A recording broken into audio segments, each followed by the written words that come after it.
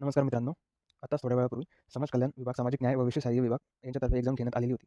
तर थोड्या वेळापूर्वी त्याची फर्स्ट रिस्पॉन्स शीट आलेली आहे. तर आपण त्याचा एक्सपेक्टेड कट ऑफ बघणार आहोत.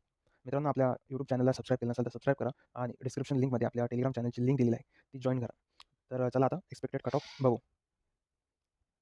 समाज कल्याण निरीक्षक, सोशल वेलफेअर इन्स्पेक्टर, याच्यात एकूण पदे होती 39. हे तुम्हाला स्क्रीनवर कॅटेगरी वाईज तुम्हाला पदे दिसत असतील. मित्रांनो, या एक्झामचं मेन वैशिष्ट्य म्हणजे यामध्ये निगेटिव्ह मार्किंग होती.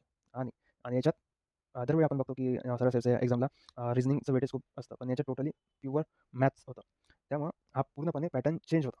तर याच्यात कट ऑफ जसा मागच्या सरासरीला लागायचा तसा आता लागणार नाही, तर खूप डिफरंट लागण्याची शक्यता आहे. तर आपण एक्सपेक्टेड तुमचा रॉ स्कोर बघणार आहोत, तर तुम्ही या दरम्यान सेफ असाल. तर आपण सोशल वेलफेअर इन्स्पेक्टरचा आपण एक्सपेक्टेड कट ऑफ बघू.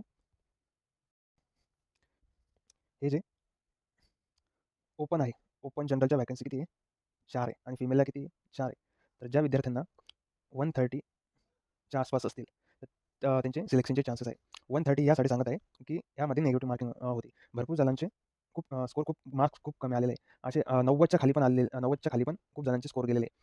म्हणून 130 पर्यंत हा सेफ स्कोर आहे. आपल्या टेलिग्राम चॅनलला पोल घेतलेला आहे. त्यावर तुम्ही बघू शकता, की मुलांच्या कशा पद्धतीने मार्क्स आहे. जो 90 ते 120चा क्राउड आहे, तो सर्वात जास्त आहे. तो ओपन जनरलमध्ये 130च्या आसपास जे विद्यार्थी असतील, ते त्यांनी होप ठेवायला हरकत नाही. आणि फिमेल 120 पर्यंत. त्यानंतर आपण ह्या सर्व कॅटेगरी जे व्ही-जे, एन-टी-बी, एन-टी-सी, एन-टी-डी, विशेष मागास प्रवर्ग, इतर मागास प्रवर्ग, आर्थिकदृष्ट्या सामाजिक शैक्षणिक मागास प्रवर्ग यांना आपण 125 ते 130च्या दरम्यान ज्या विद्यार्थ्यांचा स्कोर आहे, ते होप ठेवायला हरकत नाही. आणि या कॅटेगरीमधील 115 ते 100 जे फिमेल कॅन्डिडेट आहे या कॅटेगरीमधील, त्यांनी 115 ते 120च्या दरम्यान ज्यांचा स्कोर असेल त्यांना होप ठेवायला हरकत नाही. हे झालं समाज कल्याण निरीक्षक, सोशल वेलफेअर इन्स्पेक्टर.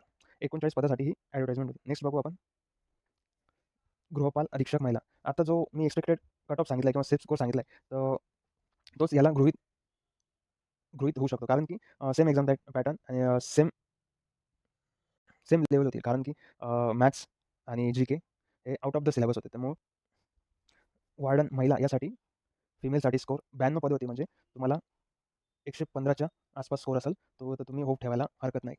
बघू शकता जवळ-जवळ भरपूर वॅकन्सी म्हणजे 92 खूप आहे. फक्त आणि फक्त त्या लेडीजसाठीच आहे. त्यानंतर आपण बघू वॉर्डन जनरल. तर इथे होती 61 पदांसाठी ॲडव्हर्टाइजमेंट होती.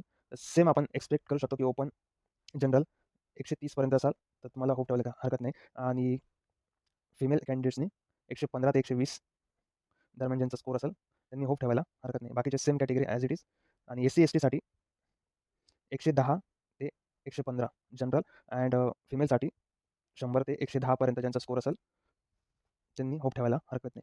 मित्रांनो, हा फक्त एक अंदाज आहे आणि याच्यामध्ये पण अजून इम्प्रूव्हमेंट होण्याचे चान्सेस, कारण आताच फर्स्ट आन्सर की आली. नेक्स्ट 28 तारखेपर्यंत मुदत आहे. त्याच्यानंतर सेकंड रिस्पॉन्स येतील. त्याच्यात थोडे प्लस मायनस होतील. काहींचे आन्सर चेंज होतील, काहींचे कॅन्सल होतील. आणि नॉर्मलायझेशनमध्ये जवळ-जवळ 15 ते 20 मार्क वाढण्याचे चान्सेस आहेत. 40 पर्यंत आपण बघितले, ते 40 पर्यंतही वाढू शकतात.